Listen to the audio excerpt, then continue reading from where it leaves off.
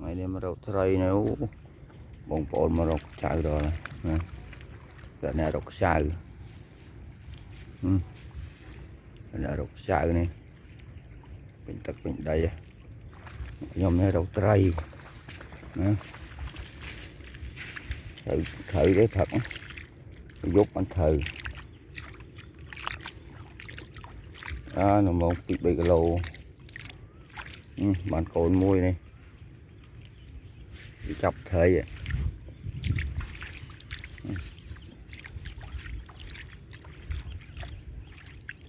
đi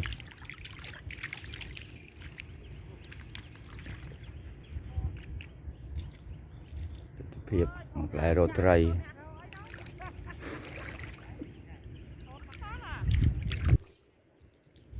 rục chơi sữa này này rục chơi này một là khai phẹp nè hộp chơi có mò tiết sữa nè